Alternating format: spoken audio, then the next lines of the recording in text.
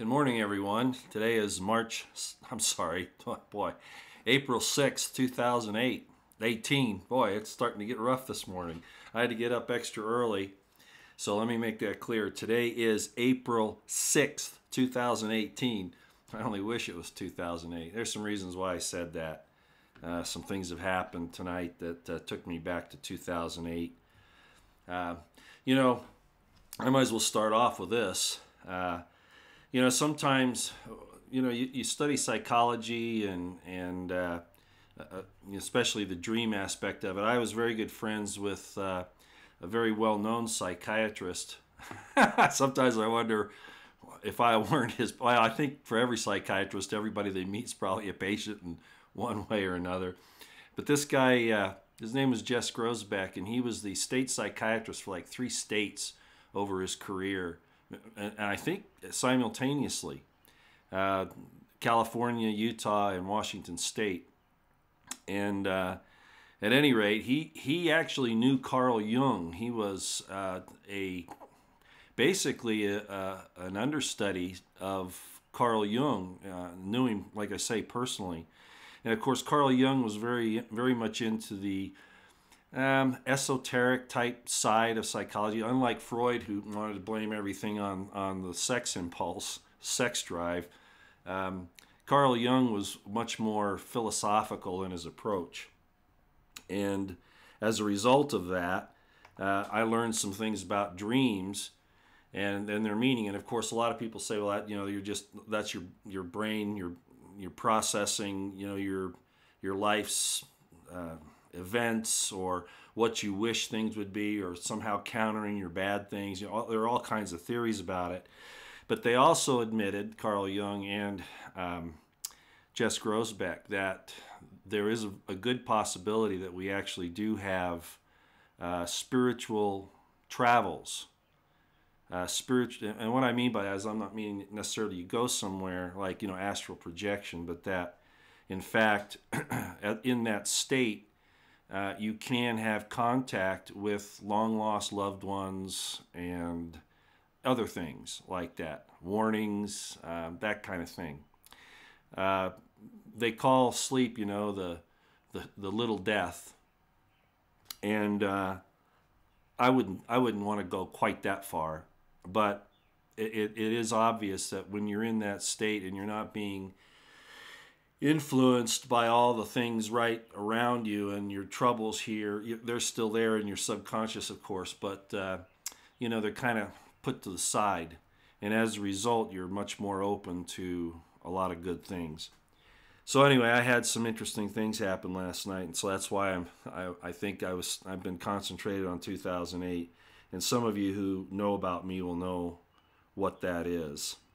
Let me introduce myself again. I'm Roy Potter. This is the live stream version of the Potter Expositor. And as you can see today, I called this a little different. What are the odds? And we'll get to that in just a minute. I got a new microphone. Remember, I was concerned about my other microphone. I don't know how this is sounding. Maybe some of you guys can let me know how the sound is with this. It looks like it's functioning just right. And don't you hate that when people like me have to ask you for your help on those things? I probably ought to just put in a set of earphones. But, I see these people doing these live streams. They have their earphones in, or the earphones or the earplugs. And I just can't get into that. So, obviously it's a good thing when you're trying to keep track of the sounds and all that. Sounds good? Okay, I appreciate that. This is a brand new microphone. You can probably see it there. Let me look at the picture. It's a little larger than the last one. It has some other features to it where I can kind of adjust a little better. So we'll see how it works. I needed the other one's a little tiny itty bitty thing about that tall. And it's probably great for travel, but for constant use I think this will be better. So thanks for letting me know how it's looking here. Okay, let me get into this so that you know where we're going. Why? What are the odds? Well, a couple of things have happened in the last week. We've had 5 military aircraft go down. That's almost unheard of. And Twitter is abuzz about it. They're saying, that there is a war on of one sort or another. No, I don't think it's from the Russians or the Chinese. No, I think this has to do with Field McConnell's explanation of and I forget what it's called now, but it's the FEDCA or something like that. Pardon me, that's not the correct acronym, but it's where the onboard computers of the aircraft can be hacked and the pilot lose control. Now, I'm really surprised that those things would be in military aircraft, but considering the fact that the silicon giants and the industries are very much anti-American unless we're at war, and even then, we put ourselves in so many jeopardies. But I do find this to be very unlikely, as I think most of you will. So what's happening there? Well, I don't know. I don't know what these aircraft were about. I don't know if it could be, terrorist activity that they have these cyber weapons, or if it could be, the Chinese. I really, really doubt if it's the Russians. I don't think so. I don't think Vladimir Putin's ready to go there yet. I hope not. I'm still hoping that there can be a reconciliation between us and them, which should have happened a long time ago, but we have these neocon Trotskyites in the government who insist on having this enemy in Russia because then they can keep fomenting the funding for the military-industrial complex. And that's the only reason. Human lives mean nothing to them. It's what they get in their pocket. We should reject everything they do. Everything. I mean everything. No matter what they suggest, no matter what they present, we should say no. And so should Donald Trump. Okay, so that's the first thing I wanted to bring up. And along with that situation, last night, we've been calling for arrests for a very long time.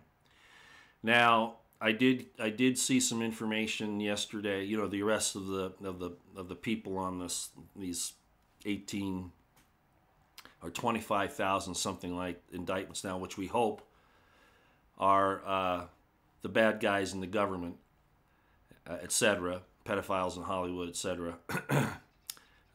But I've become concerned that maybe it might be something else, as most of you know. Now, I don't know. As I said in that video, I don't know. But it's concerning when you have that many indictments and there's no activity, or very little. We saw Rainier and Nancy Salzman arrested for the NXIVM human trafficking, sex trafficking organization. And like I said, I've been involved in investigating some of those in the past, and that is just the tip of the iceberg. But I think they're all interconnected in one way or another. It's almost like a community, and so a lot of those ties will go to other places, and I expect that will probably be revealed here before too much longer, especially the ones in California, and of course like this one in New York. But there are others. I had pretty close an investigative tie, I guess you could say, to one of them in California, which went right directly to people in Hollywood. So, at any rate, that's kind of the bottom line, where we hope that they're going after those folks and not patriots. That the deep state has these things lined up to take out Donald Trump's supporters, best supporters, when they take him out. But over the last few days, we've heard that, there was supposedly a leak that somebody wasn't supposed to make. This is the storyline, if you're following this, that Donald Trump isn't really a subject of the criminal investigation by Mueller, kind of backing up the whole idea that Mueller is on his side, which is kind of where that came from, I think. I don't know who made the leak. I haven't looked into it that far. I understand it's somebody that shouldn't have done it. But that's been a subject of conversation on Twitter and on YouTube for at least, 6 months, if not longer, maybe since last summer when Mueller was first put in.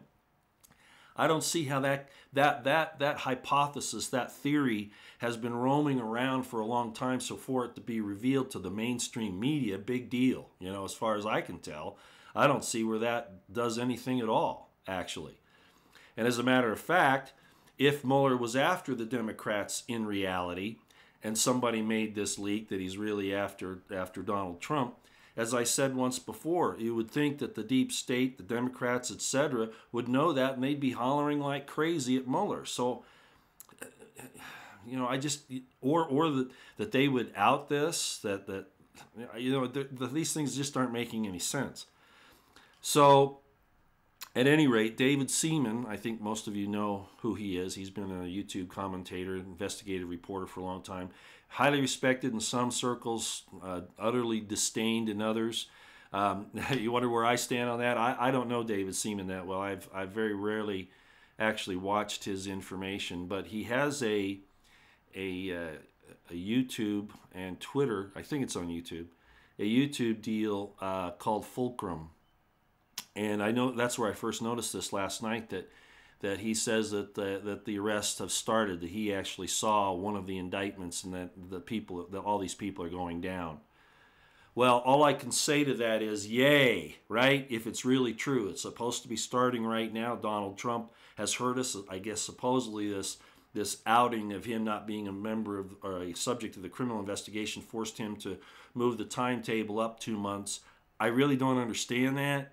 I don't know why, like I said before, that would be the case when this story's been roaming around on YouTube and Twitter for a long time by a lot of people, a lot of high-powered investigators. Well, high-powered, well, no, let's put it that way, as far as YouTube and Twitter are concerned. So, I don't know. What are the odds? You know, again, it's possible. I was checking some sources this morning and some of course, you know, news agencies, particularly foreign ones, because they usually know before we do, and there's nothing. I can't find anything. So I don't know. I'm not saying that David Seaman is saying something that's incorrect. I think we have 48 hours. This is all supposed to be broken. The whole breaking news on this should be out by Sunday at some point in time. So keep your eyes and ears open. I hope it's true. You know what I've been calling for, that Trump used the military, whoever he needs to go out and clean this mess up. Not a full-blown martial law unless they want to start a shooting war with the good guys in the government. Then that changes things a little bit. But as far as using Article 2, Section 2, as even Joe DeGeneva called for the other day, and Lou Dershowitz when they were talking with Judge Jeanine Pirro. No, I think they were actually talking to Hannity at that point. At any rate, they were saying that the president can't be called into question on what he does under his presidential powers under Article 2. He doesn't have to answer questions. He can say no with this request, almost demand by Mueller that he interview him.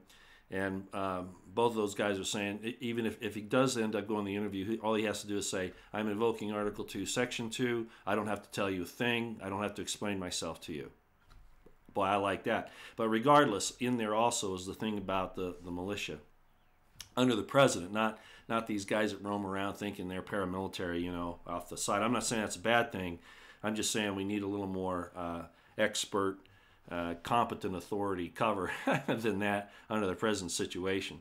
So at any rate, I hope it's true. I really honestly do. David took out some champagne. He was sipping it last night. He was saying, we've won. And he's saying, I'm going to give up. I don't have to do this anymore. I thought this whole thing would take a month or two. This is what he's saying last night. So when Trump got in last year, he was saying that, David Seaman was saying, looking back, he thought that at that time that it would take a month or two and Trump would have it all straightened out. Even I didn't think that, but I did know that the actions had to start moving forward as quickly as possible. But last night he says it took it longer than he thought. It's been 6, 8, 10 months, whatever, or longer, of excruciating labor and intense coverage, wearing him out, that he's ready for a break and he wants to go back to living life. Man, I can certainly understand that. So here's to you, David Seaman, on that score. I agree. Sorry, no alcohol. I'm still sucking on lemon water and honey. But I do hope that that's the case, that that's going to happen. So let's keep our eyes and ears open the next few days and see. This is something they can't hide. So this isn't going to be something that's going on behind the scenes. You start rounding up these kinds of people, including MS-13, probably not so much so. But you start going after higher level pedophiles and criminals in government, and this should start being noticed. So it's not, you can't keep this covered up. So if we don't start seeing something in fact happening, then we have to be suspicious that maybe this information is not correct. Okay, next thing I want to bring up is Jay Sekulow. If any of you know who Jay Sekulow is, Jay Sekulow is the one attorney that's stuck with Trump through all of this. He has a program on Fox, I believe it is, or something. But he's very loyal to President Trump, and he's done a lot of good work for him. It would have been a great team if Joe diGenova had been able to get on with Jay Sekulow. But I think possibly from what I saw this thing on Hannity, that diGenova is helping from the sidelines. And sometimes that's better than being right inside, just like the situation with Dr. Gorka and others. So maybe. But at any rate, this is really important because this again shows that the Mueller thing, in my estimation, isn't on Trump's side. Jay Sekulow, obviously under the okay, if not the orders of President Trump, has started a civil proceeding demanding rights to see the documents with specific requests to Susan Rice's unmasking of Trump's family and Trump's people that he works with, his office people, etc. This is very important for the reason I just cited. One, again, it shows if Mueller was really on his side, why would he do this? Now, it's not directly related, actually, of course. Susan Rice is a slightly different thing than what Mueller's looking at. At least that's it shouldn't be, but it is. But at any rate, so that's another good sign that Trump is taking the gloves off. I don't know what type of, I guess you can do a civil, well, you can do a civil proceeding and then do a criminal as well. One doesn't mutually exclude the other because they're different systems. So, but at least it's something, and I'm glad to see this. I don't know what kind of power this type of civil proceeding will really have to get this information, but pardon me. But Jay is a smart guy, so I have a feeling like it's going to have a good outcome in one way or another. Okay. Rosenstein's secret memo. Interesting, isn't it? If there is any proof that this entire investigation is criminal in its conduct, in its origin, this is another example of that. The secret counsel, or the special prosecutor, special counsel, those things. It used to be under a special counsel, special prosecutor law, and then it was changed by the Department of Justice for its own purposes, because you have SES in DOJ that control so many aspects of the government. I think we're finding that out now. Most of you know what SES is. It's the Senior Executive Service, and there are different branches of it. But there are about 400 lawyers, from what we can get, in the DOJ that control at least, well, a good part of the SES program. And guess who one of those is? One of those is Jeff Sessions. Does that mean that the people in the SES are all bad? No, but then again, what they're doing is outside. Well, it's been integrated into civil service regulations, but it's above it. It's actually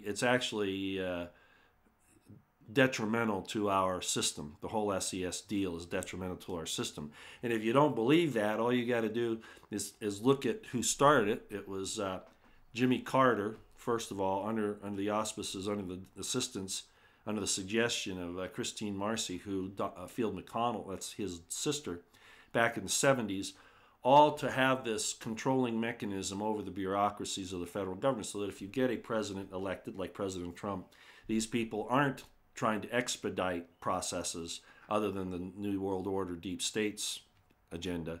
They are there to try to slow down a president or a bureaucrat chief that might be trying to do things the right way, trying to clean things up. So they're there as the brakes on the system. And we've warned about that. Well, at any rate, Rosenstein gave, who is also an SES member, gave this secret memo to Mueller that said he can basically look at anything. No crime. The whole idea is, under the law, the original law was that there's a crime and it's to be investigated when there's a conflict of interest between, inside the executive branch and that kind of thing.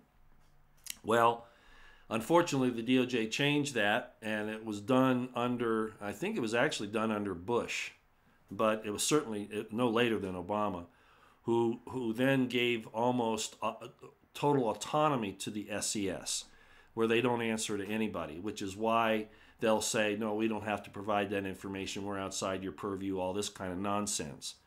Well, at any rate, it's all lawyerese, all legalese talk, obviously to cover up conspiracy, complicity, accessory, all those things, criminal behavior. But at any rate, so these people are basically beyond any type of oversight. And then Obama increased that with, he signed the strengthening the senior executive services executive order just before he left office. Now that's interesting because I've heard that name before in other places, almost exactly in an ecclesiastical organization, which leads me to believe that those SES people are even in ecclesiastical organizations running the show. And you can read between the lines there from me if you want. One of these days when I come out with my life story, some of this stuff will probably be explained. But at any rate, so what am I getting at? That here we go again. Mueller's entire reason for existing as a special counsel is on sand. Its foundation is on sand. It has no strong foundation. And the only reason why Trump can't fire him is because he has people in the federal government, particularly in Congress and other places, that will not stand up for him and say that this entire thing by Mueller is illegal. It is, in fact, illegal. It may even be criminal because it is an active coup outside of law.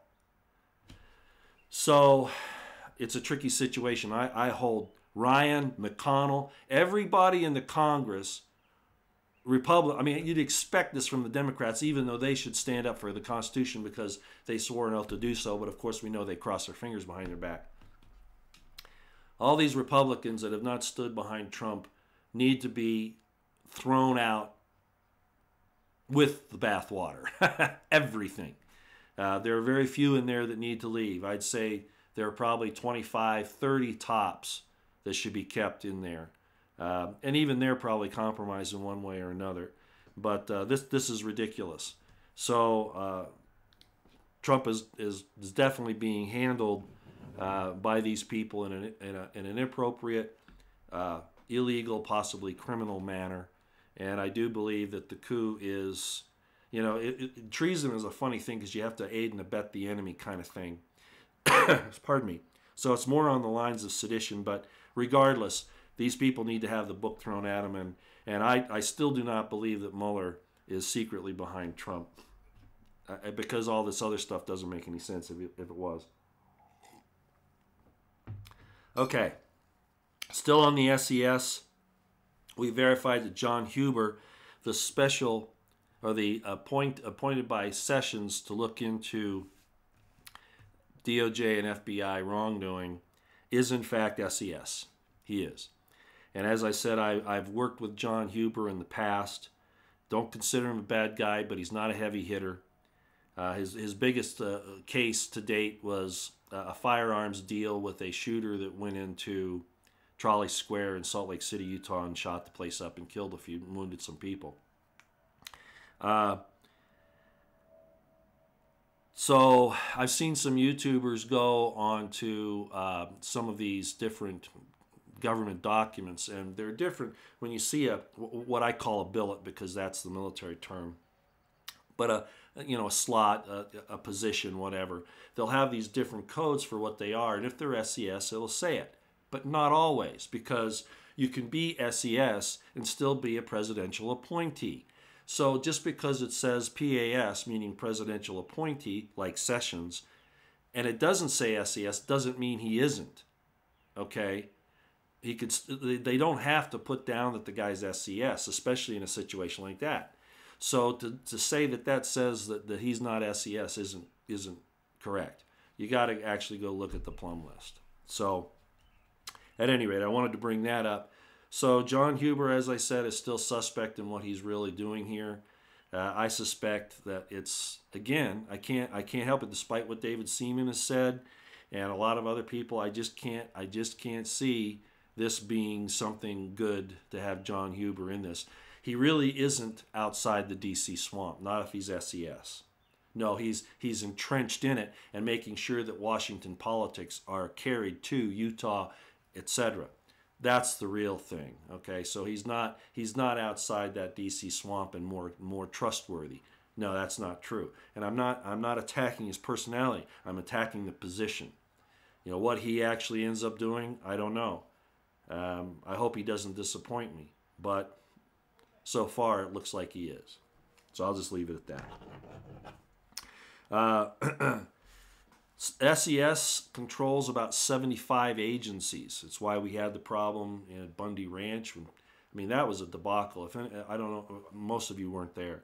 But to see how the BLM acted there, and the FBI and the DOJ, and I mean on the ground there, you see what their real intents are. You talk about intention to commit a crime.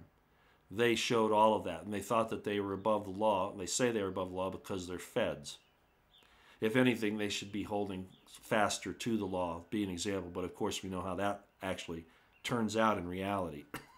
So, pardon me, like I said, I still cough a little bit. So here they are controlling these agencies, giving cover to the Clintonites and to the New World Order and the Deep State and Agenda 21 and the UN, et cetera, not looking out for the benefits of the American people, like they did not look out for, in fact, infringed upon and criminally jackbooted the people at Bundy Ranch. And in Oregon, the Hammonds are the same situation. Like I said, the takeover of the refuge was a problem for me. I didn't think they should have done that. I think they took the actual concentration off the Hammonds and their plight and moved it to the whole situation at the refuge, which was a real bad thing. We already knew that before they did that, we knew that Uranium One was involved, and I think that would have been a much better way to go in the long run, obviously, for a lot of reasons. The SES is also holding up 39 Trump appointees on the federal courts. So no, we keep saying, well, Trump's, he's filling the courts with these people. It's going to help him get his agenda through. Well, they're holding that up. So you see how bad these people are in the SES. They're a real problem. And of course, there are probably hundreds, if not thousands, as Lionel said. Was it Lionel? I don't remember now. But at any rate, of other people that Trump is trying to get in that can't because they're holding it up. So what does this say? Well, it says that Trump isn't in charge, despite the fact that he should be. And I've said that, right? You've heard me say it. Trump isn't running the government. The government is in a coup, in a rebellion, in a mutiny against him. And other than the possibly, I'm not even sure about the Marshal Service, but other than the Marshal Service and the DOD, and the DOD, I know for a fact, there's no doubt in my mind that there are elements in there that are very counter to everything Trump wants to do. It's a fact. I just know it. And so other than the Marines, the Marshals, and certain aspects of the DOD, he probably has no one that he can use. But I hope that he gets those like he's sending these troops to the border, which is something I called for back in 2011. And they were there. The National Guard was actually there at the time, at least at the wildlife refuge there in Arizona, the National Wildlife Refuge. If you go and look at my video from that time, my documentary, you will see their positions, the National Guard. But and it's appropriate for the National Guard to be used, but we should also be using active units. Not to degrade our readiness in case of an emergency elsewhere, but we really need to shrink our empire. This is ridiculous what we've been doing. And Trump said that he's going to pull troops out of Syria, and there's this other thing going on here now, you know. Who knows how it'll end up, but we really should stop this nonsense of projecting power for our empire, not for the protection of our people and our interests, but to expand our empire. We need to stop this now. We need to stop it. So I hope Trump can follow through with that. But I did predict that the DOD and the Pentagon would, and certainly the military-industrial complex influence there, would resist his attempts to pull out of Syria, would resist his attempts to pull back this empire and these military adventurisms and regime change, because they want perpetual war. They do want to end mankind. That's what they want. Hegemony first for them, and the New World Order and the deep state, etc. not for America. And that shouldn't be the case anyway. America shouldn't want world hegemony. We should be the light, the example. But they want the empire built. But the end result is that they, of course, as I've always said, if they don't get what they want, they would just as soon destroy everything. God help us. Pray to God that they are defeated, because they are evil. Evil, not wicked. They are evil. And people that serve the system, if John Huber doesn't realize who he's working for, it's because he has chosen not to understand that. And yes, I will call him out on it. Okay, and then lastly, before I go to the chat room here, I'm going to try to make this shorter today. Of course, I always say that. We were already into this a half an hour. I listened to Michael McKibben yesterday, and he's the guy. I forget the name of his company, but he's actually the guy that came up with, and his company came up with the codes for all of the social networks that you use today: Facebook, Twitter, all that stuff. They came up with the actual codes and invested in it and produced it, and then it was stolen from them by the patent office. SES again. So, and other things. But at any rate, he said something that I would like to end my presentation on today. We'll go to the chat room, man, for a few minutes. But I want to put this out as a prayer with him. I want to collaborate with him on this. I want to have us add our prayer with him. And this is what he said. He said, I would like to pray to God that the light of Christ shines in the darkness and that we see a resurrection. What beautiful words. And of course the resurrection isn't just about Jesus, because the hope of a resurrection, a renewal of goodness. You'll always have evil. You know, I listen to Jordan Peterson quite a bit. I like his philosophy. And he agrees with me that you have, and you can't get rid of it. You will always have a light and a dark side. It's which wolf you feed, basically, an old Indian term, a Native American term. Which wolf you feed that will win out, whether you become, more good than evil or more evil than good. So we all have these light and dark areas in us, and what we want to do is shine the light so that the darkness goes away, so that we want to choose the good. We need to reveal this evil in our government, call it for what it is, and admit to it that it has done these horrible things to our people and to the world for far too long. So I do hope and pray, again, that the light of Christ shines in the darkness and that we see a resurrection. Amen to that. All right, well, let's go to the chat room. I'll see what some folks are saying here. There's something else I was going to bring up, but I can't remember what it is right now. But let's Let's take a look and see what they got. Okay.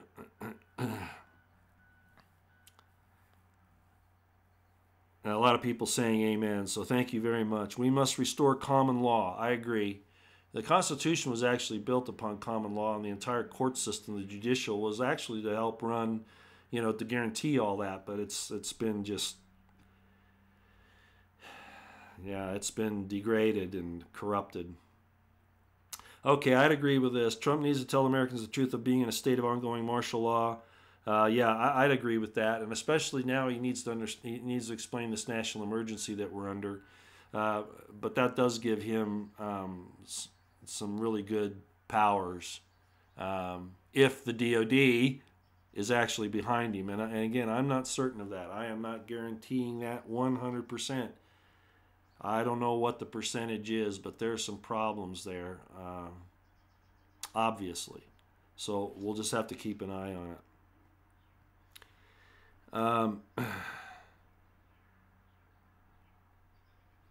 Okay.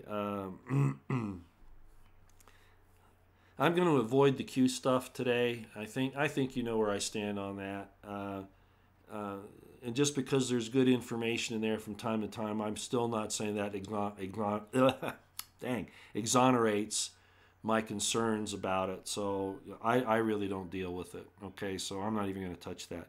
Military accidents, I don't think so. I covered it at the beginning of the video here. I personally think that that's against all odds to have that many aircraft go down. I think we're seeing an internal war in the government, but that might be jumping to conclusions. It could be other forces at work here. I don't know, but it is against the odds that we'd have that many aircraft go down in a week.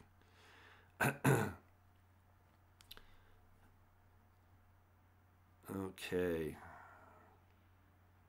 Did I catch everybody too early this morning?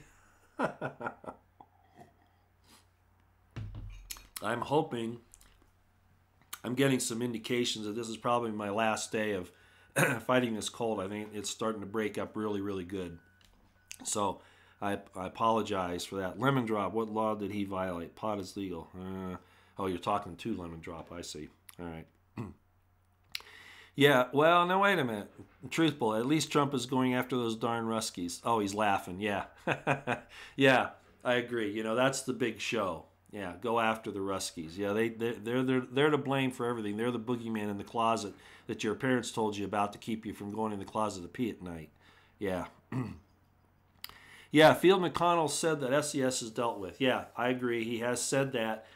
But I think that's, in my estimation, I'm not in Field McConnell's realm of information and all of that as far as his ability to get it. But I think that's premature at this point. If that were the case, we wouldn't see this nonsense going on with John Huber. Like I said, going back to John Huber, selecting an attorney somewhere else in the DOJ to go after these people was a great idea. But as soon as I saw it was a U.S. attorney in Utah, I didn't even know it was John Huber at that point. I went, what? Sessions chose the attorney in Utah. There are all kinds of problems down in Salt Lake City. Ecclesiastical and Utah state government and the military-industrial complex, the intelligence complex, all that here. And I said, no, there's something wrong with that appointment, that assignment. And then when I found out it was John Huber, I was going, oh, man, because I knew John. I was going, no, don't tell me he's... And then I found out he's SES, and I went, oh, great. So... yeah,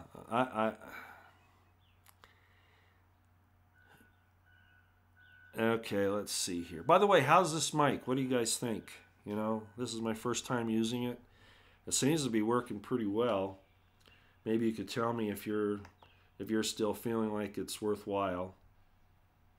I'm looking at the...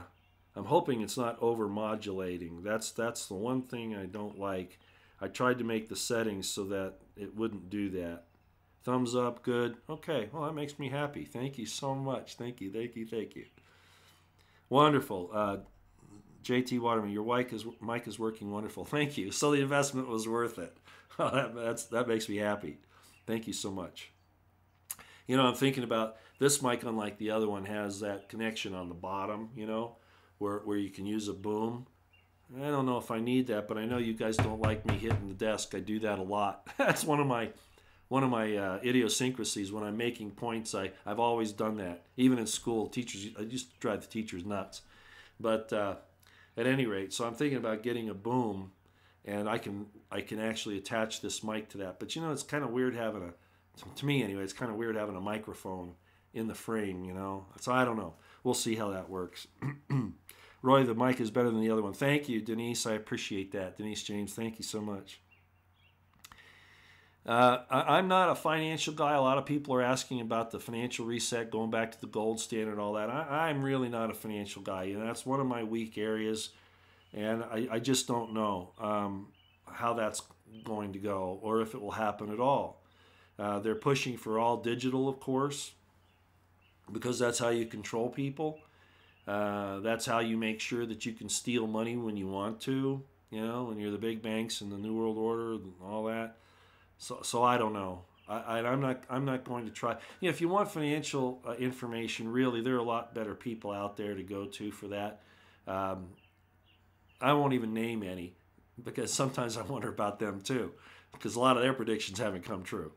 Not that that's a bad thing. People say, well, Roy, you haven't been right all the time. You've been wrong on some things. Duh. I never said I was going to be right on everything. What we do here is we present possibilities, what's going on. We give our best estimate of the situation. Of course, I'm not right all the time. The MSM, you know why they're never wrong? Because they don't talk about anything that's controversial. They just say something happened. They don't try to analyze it. They don't try to do any of that. They just say, oh, like this YouTube shooting. What was the first thing out that we heard? Oh, it was due to a domestic violence situation. No, it wasn't. See, they don't have to analyze anything, and then they're never held to account. How many people went back to them and said, hey, MSM, you said it wrong. You were wrong about that. They never do it. People never do it. These people, these trolls or these other people that want to disagree with us because we don't make 100% correct analyses on what's going on. Hey, I'm going to tell you a little secret, everybody. Even well-trained, experienced intelligence officers in the field don't always get it right. Just so you know, just to wake you up this morning, on the battlefield, they can be taken in by a feint or by a delaying action or a decoy very easily. It's happened. Believe it or not, it's happened. So no, we're not always right. We're going to be wrong about a few things. It's the overall direction that we're going in, which is what? We don't trust the government, period. We don't trust the New World Order, period. We don't trust the deep state, period. We hate John McCain, period. You get my point, right? John McCain, man, he might actually be out of this. Isn't that great? Okay. Yeah, okay, Maria and Cream, you're very right. SES is only part of the problem. I agree. The reason why we're focusing so much on SES is because they are the ones that are slowing down the process for the president in the executive branch. They're the ones that are really conducting this. They're not the only ones, but they're the ones in the best position to do it. And they're the ones that have been covering for so much of the corruption. Yes, it's not the only problem. You're absolutely 100% right. But I think that we're going to see their tentacles. You've got the tentacles from people like Hillary and Rothschilds and Rockefeller and Soros, the Queen of England, etc., coming down, and they're controlling lots of people. The SES is basically for the bureaucratic system. I agree, and there are other things outside of that are a problem. So you're absolutely 100% right. Okay. If you trolls don't like our views, damn bad. Cry a river, we don't care. Right on. You notice I don't address them too often.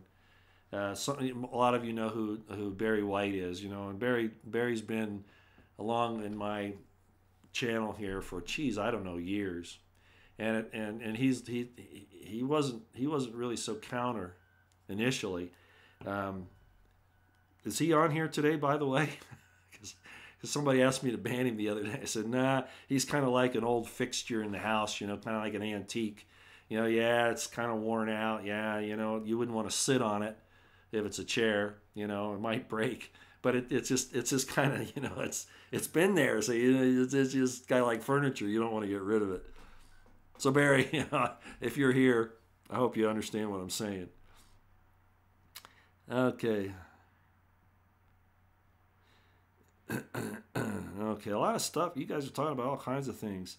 Steve Pachinik is controlled opposition. Let's see, Michael Madcock, you're saying that. Let me address that. That's kind of an interesting thing. Real, true, honest, 100% intelligence operatives, spooks. Yeah, you can't trust them. They're all over the map usually, because what they do is they will go the way that they think it benefits either them, or giving them the benefit of the doubt that they are patriots. They'll go to the way that they think it benefits the order maintenance, the maintenance of order in a society, if they want to try to support the society. If they don't, of course, then they're trying to destroy the maintenance of order. In my estimation, I think Dr. Pachinik is a patriot, but he has been trained, and he's a psychiatrist, you know, like my friend I was telling you about, Jess Grosbeck. You know, you got to look at and even Jess would say this, you know, he'd say, you got to look out for these psychiatrists, you know, they're psychiatrists because they don't understand themselves, much less anybody else. Well, so Steve Pachinik is a spook, an intelligence operative, you know, and a psychiatrist. You put those two things together, and you just got to be careful. And so whenever he talks, you know, I appreciate a lot of things what he says, but you know, you also got to look at it at least the second time, and take the entire picture and the frame and everything into consideration before you just latch on to anything he says. I've actually given him accolades in the past, of course. Maybe some of you have seen some of those videos I put out where I include him. So it just depends. Yeah, sometimes you can trust him, sometimes you can't. You always got to keep your own wits about you, for sure.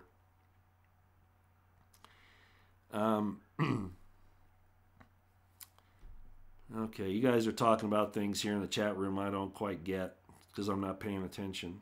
So let me look at this and just see if there's anything going on. Did you ever meet Bill Cooper? No. No, I did not. Somebody said nobody died in Vegas. I know for a fact that's not true. Okay, that's not true. It was, as I said, and let me repeat this on the Vegas thing, because True Pundit has come out with another series on that. Shepard Amblis has been talking about it more, of course, Jake Morphonios, a lot of people actually. And one of my concerns is that Trump has not allowed us, and he should. I mean, he can't say he's ignorant about it. We want to know the truth of Vegas. We want to know the truth of Parkland. We want to know the truth of all of these different things that have happened. Because the standard official story is bullshit, and we all know it. You don't even have to be smart anymore to know that this stuff is bullshit that they put out on us.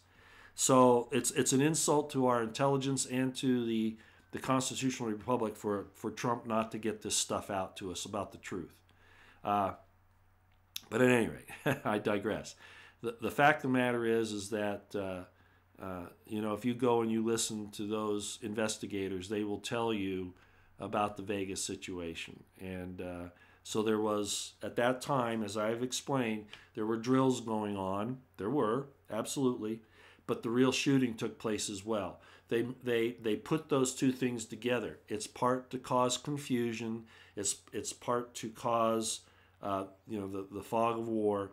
And also they can use additional footage of things and then either hype it or, well, basically what they're doing is like in a studio. You're controlling the narrative that way. So both things happened. A drill where nobody died in the drill, and the actual shooting that occurred as well. Both things occurred. Yeah, somebody says drills, always drills with hoaxes. Yeah, it's almost all the time now. You know, anytime there's an attack of these natures, you have two things present. You have a drill going on somewhere, or recently, like in the last few days, and you always have FBI involved. And I don't mean just there investigating or having been called in or whatever, but I mean involved in the incident as the bad guys in one way or another. In every situation, the FBI needs to be dissolved. It needs to be, just like Kennedy said about the CIA, because there's really no division between the CIA and the FBI now, and I've talked about on my FBI corruption series.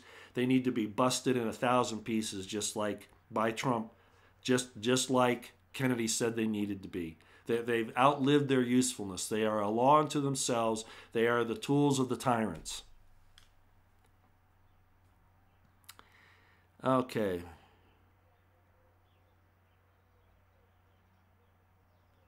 Wait a minute. That's a cat. You're saying Barry makes good points, but you try to denounce him through religion.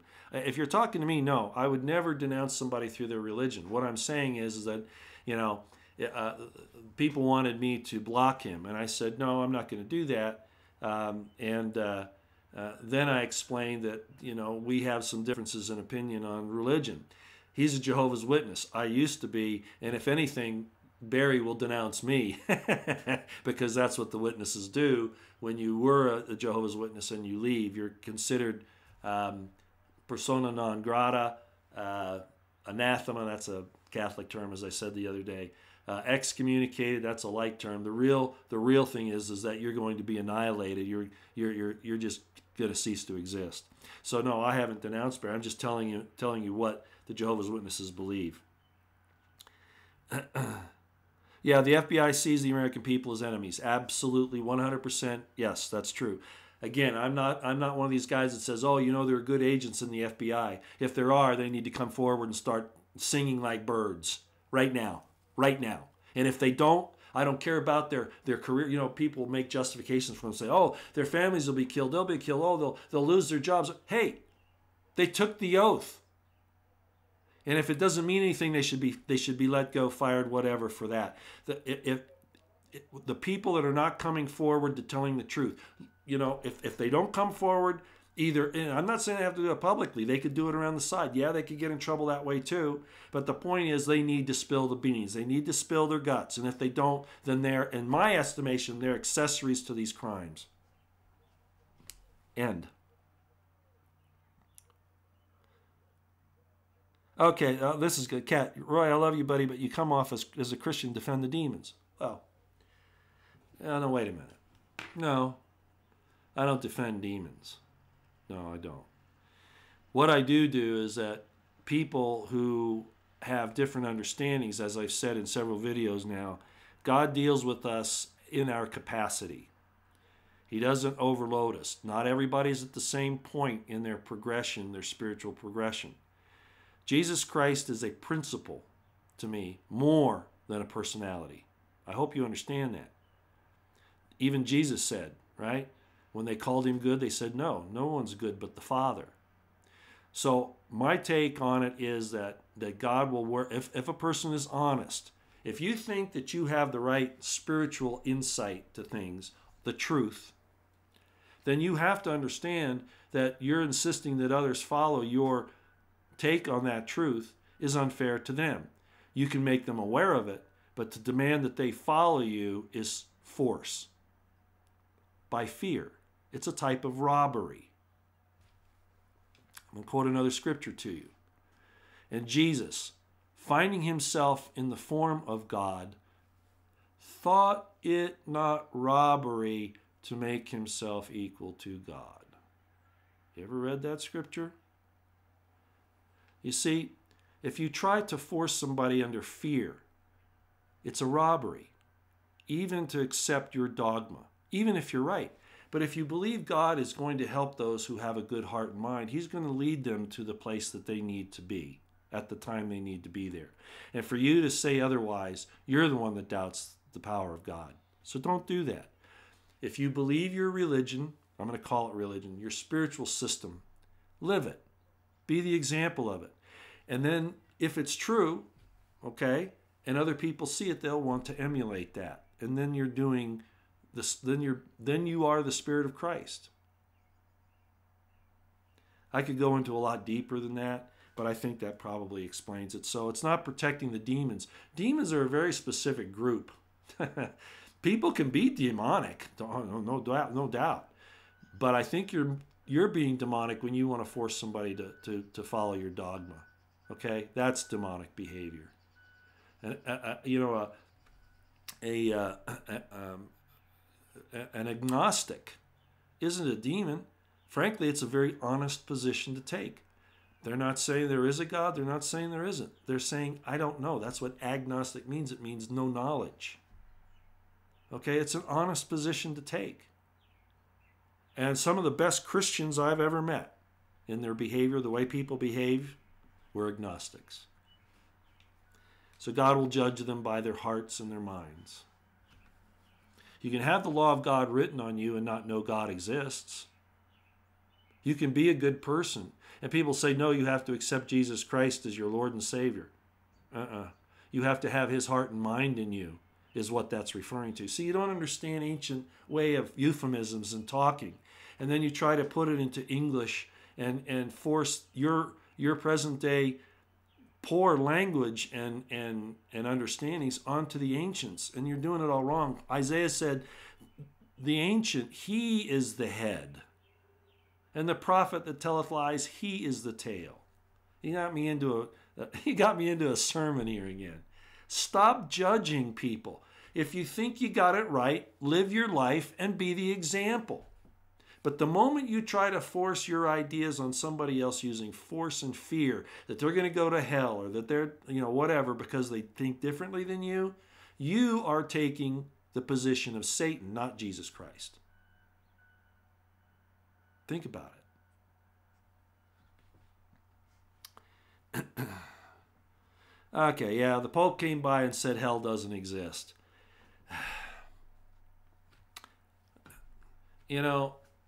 People experience hell here on earth.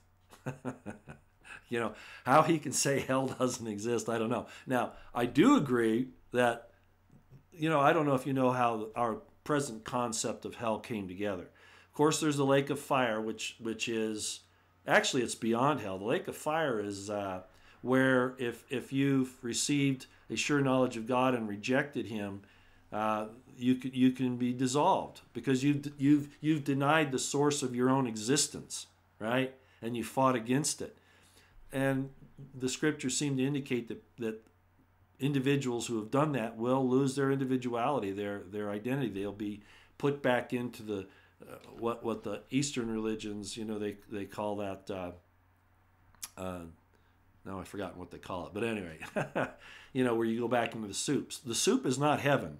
The soup is nothing. That's nothingness. Okay, so there's that concept. But the concept of Dante's hell that we all think about, the torturing demons, burning you and cutting you and dismembering you and all that stuff. Dante wrote that as a repudiation of the people that persecuted him. That's where that concept came from. The weeping and wailing and gnashing of teeth was by Dante, which is a scriptural term. Dante took that to its extreme because he wanted to punish, he wanted to make fun of, he wanted to castigate the people that had been persecuting him. Hell is more of a state of mind than anything else. And a lot of people will disagree with me on this, but there's hell on earth. You can go aspects over in the Middle East right now. They're in hell. They are. It's a hellhole. And around the world. So for the Pope to say there's no hell is manifestly untrue. I mean, hell, different types of hells are right here on earth. The concept of eternal judgment, okay, that's also a mistake because of your euphemisms. You don't understand the ancient Hebrew and what it meant. When an ancient prophet talked about eternal judgment, it didn't mean judgment that you're going to burn in hell forever. There's no such thing as that. There isn't. I'm sorry. And that's not what the Pope's trying to say. The Pope's trying to say that you don't get punished for your wrongdoings, and that he's wrong about. But eternal judgment means God's judgment. That's what that means. It means the judgment of God.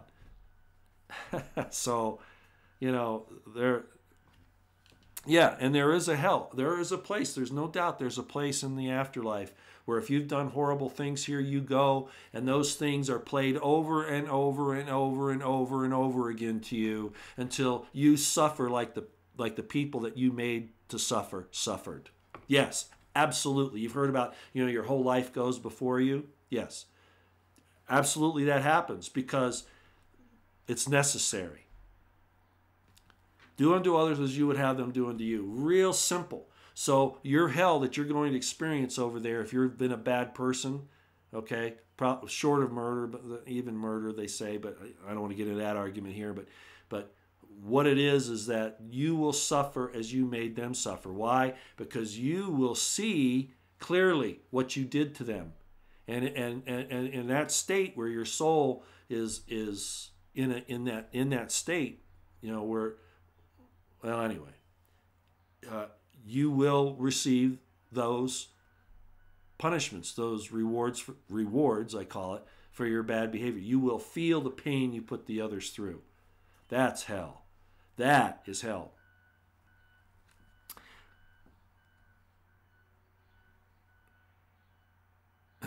We all have to obey laws, good and bad. No. Be careful there. Be careful there.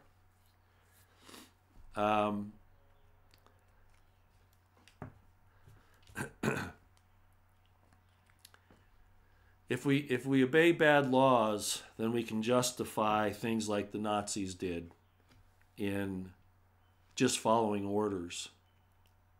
Okay? This is why I called out the FBI agents, the good ones, here a few minutes ago. Their non-disclosure agreements and all those things, if they're allowing the country to be destroyed, they need to break the law and come forward. I know there was a big argument about that in the Trump administration because of the leaks he was experiencing. But I'm not so much against leaks as I am against corruption. I would rather corruption be exposed, even at the risk of violating so-called law. And don't forget that the supreme law of the land is the Constitution, and that any act of Congress, any bill, any statute, any regulation, any law, quote unquote, that violates the Constitution is null and void. Now you take a risk by disobeying these unconstitutional laws. Yeah, you do. You do take a risk. But you are not under an obligation to obey them. I do not agree with that.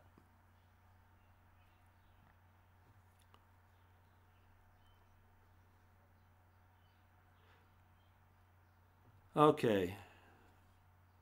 Well, I don't see much else going on here, and we've been going for an hour.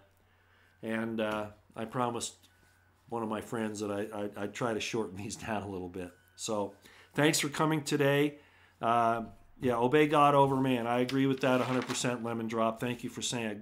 Good way to say it. Of course, then people will say, well, which God are you talking about? We can get into that another day. But the concept, you're absolutely right.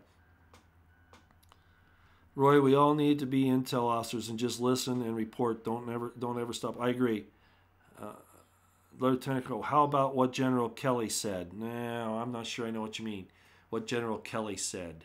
I probably missed something here. I'm not sure what you're talking about. So let me see if he comes back here to tell me, because that interested me.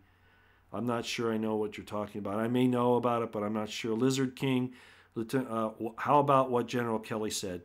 Let's see if you get back to me and tell me what you're talking about here. I would like to know what that is.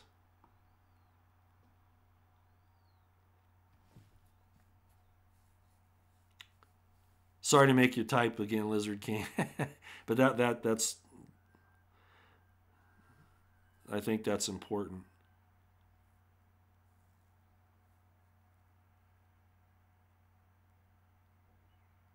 Oh, thank you, Kat. She says, Roy, I do love you. Just worry about your sensitivity to some.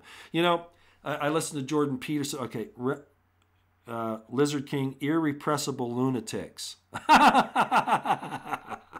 I'll have to go look at that, Lizard King. I guess I'm not aware of that. I'll have to check that out. I'm really not sure. Okay. And then getting back to Kat there. Yeah, I listened to Jordan Peterson, Dr. Peterson, and he talked about, people that are agreeable, disagreeable, that men in particular shouldn't be too sensitive. They still need to have their not aggression, but their assertiveness. And I agree. But you see, Cats, just so you understand, all right? Spiritual understanding is not my responsibility to instill on others. Okay? My responsibility is to be an example. And it's God's responsibility to do the work with them if they're honest in heart. So I will give other beliefs and concepts a lot of leeway.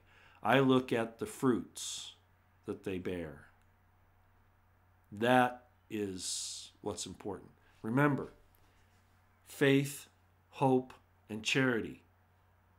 You think you have a strong faith, but Paul said faith can fail. You think you have a strong hope, but Paul said hope can fail. What is the only thing that never fails? It can't, just by its nature, is charity. So giving love to others, even in their what you might think are their mistaken ideas, is more important than your faith and hope. Okay? Well, that's all I'm going to do today. Thank you all for coming. I appreciate it. I hope, I'm glad the new mic works. That's good news. And so I hope that you will keep your eyes on the horizon, your ears to the ground. Realize that maybe David Seaman is right and that these arrests are proceeding as we speak. I don't know that for sure. I think in the next 48 hours we should know the truth of that. That was kind of the indication. So we need to watch. If it is happening, hallelujah. It's past time, but it is time and no later. If that's going on, I can't be happier, honestly. I couldn't be. But there's still the canary in the coal mine. They got to take down Hillary Clinton. Got to do it. No excuses, okay? So again, God bless you. God bless the Constitutional Republic of the United States of America. God bless the efforts of the Second American Revolution.